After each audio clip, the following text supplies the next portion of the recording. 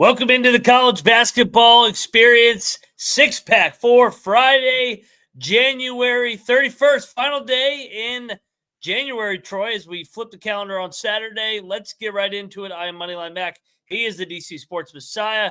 And let's lead it off. Oh, boy, here. Let's go over to the Big Ten. We got the rivalry game. We got Indiana-Purdue. Man, I can't remember this line ever being this big. Purdue laying 12.5 here against Indiana. Indiana, of course, a bubble team. Purdue continues to roll everybody. Purdue was in this spot, last Friday? Rolled Michigan at home in the Friday Fox game. Here we are again. Indiana loses a 4 out of 5, coming off another heartbreaking game at home. I'll take the Hoosiers in the points. I think Mike Woodson and company, they keep this close, able to control the glass with Ballo and company. And I think Purdue wins by single digits. So I'll take the points with the Hoosiers.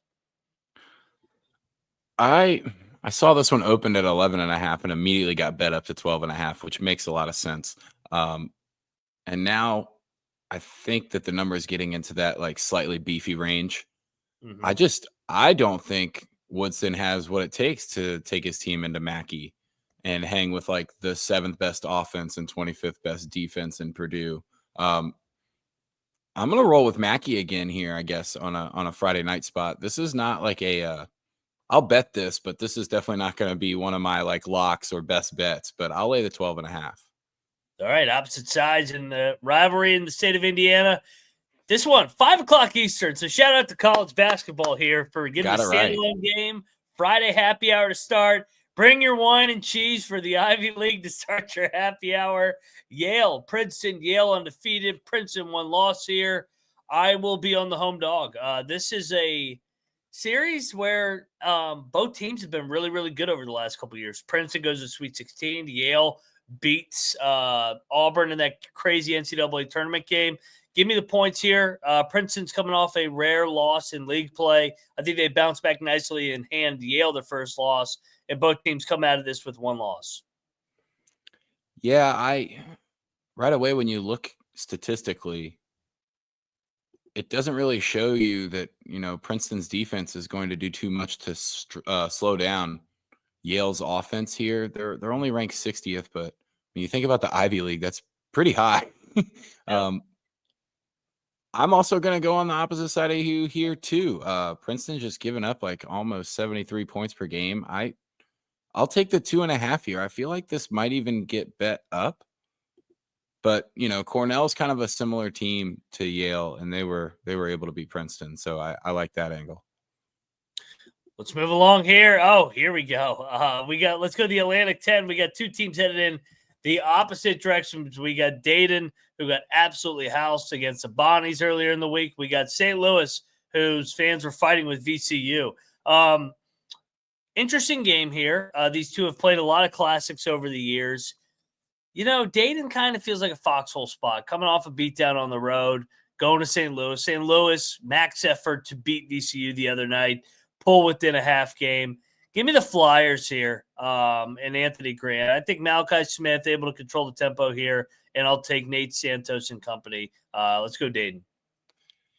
Yeah, seeing this one at St. Louis only laying 1, usually we'd see a bit of a super overreaction line after that Bonnie's game from Dayton, and you don't see it here, which makes me think that it's kind of telling that this one's going to be on the Flyers side. I do not really like backing them away from home because they're an awesome home team, but I do think you're right here where getting slapped by the Bonnies, they really got to lock it down and show that they're a good basketball team here on the road. So I'll take the Flyers as well.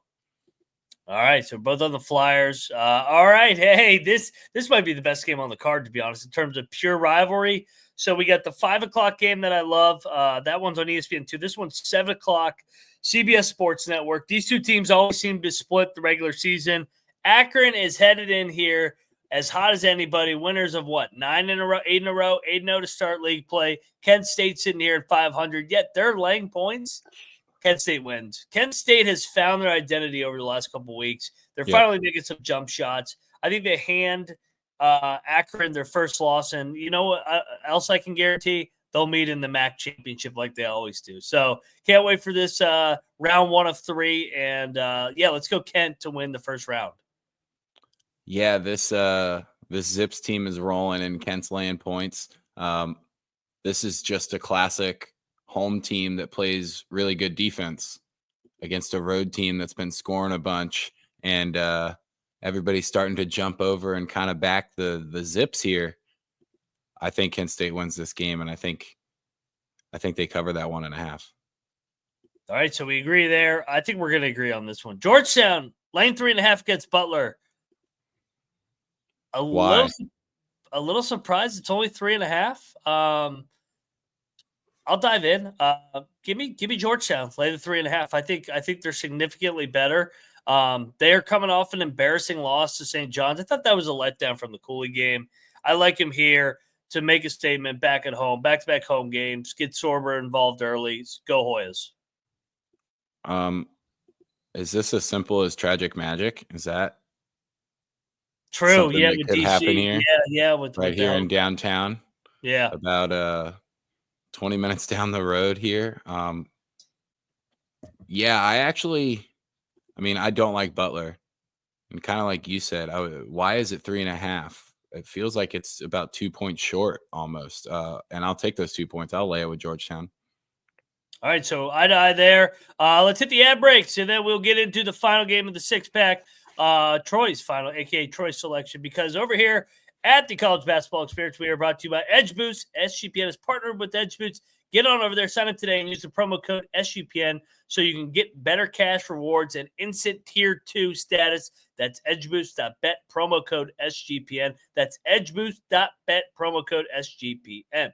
We are also brought to you by Bookie. If you want to bet the Georgetown Hoyas, do so over at mybookie.ag and use our promo code TCESGPN for a 100% deposit match plus a $10 casino chip. That's mybookie.ag, promo code TCESGPN.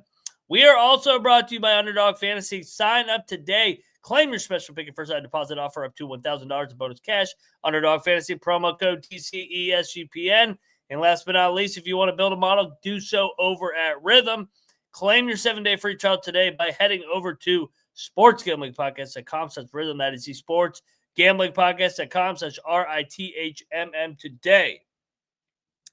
Troy, final game on the slate, 6-pack. Let's make it a 6-pack here on a Friday night to end the month of January. Something tells me you're going to an MAAC game because I didn't put any of them on there. Yeah, and we gotta get stinky. We picked the TMZ game for yesterday's preview, so today we're gonna go to Niagara versus Canisius, baby. I want to know what you have to say about this one. Niagara only laying 4.5. Ooh, all right. So put me on the spot. Both teams sitting at 2-7. Jim Christian, Greg Paulus matchup here. Blind. I will let you know this, Mac. The 4.5 on ESPN Bet is even money if you want to lay it with Niagara. I'm on Canisius. I was thinking of Canisius. They're both upstate New York. I think Canisius actually has shown a little bit of a pulse lately. I know they started 0-15, but a first-year head coach. Give me Canisius in the Golden Griffs to hand Greg Paulus another loss here. Are you thinking about any kind of a money line sprinkle here for the Griffs to get Why not? the third win of the year? Little Friday night action. Yeah, baby. Let's go Golden Griffs. I was thinking kind of the same thing here. I know it does take a lot for me to use my hard-earned money and bet it on the Golden Griffs. But it kind of seems right there. I mean, they started off so slow, right? They lost 14 games in a row. Yep. So winning 2 of their last 6 is actually a little bit of a turnaround here, kind of going in the right direction. I'll take the Griffs. Just kind of hoping for the best here, though. This one's not a super strong play. Just exciting to see the Poobie Bowl. Well, and we'll talk about it more on the main show here tonight. The Golden Griffs hit that profile of a team, first-year head coach that was horrible November and December, starts playing better into February once they start playing more and more for their head coach as we get ready for year number 2. Make sure you check out the preview and pick show tonight. Make sure you check out the pregame show Monday through Friday, 6 o'clock Eastern. Tomorrow we dive into Saturday's look ahead and early lines as well. He's at Troy Chewning. I'm at Moneyline_Mac. We are the College Basketball Experience, and we're out of here.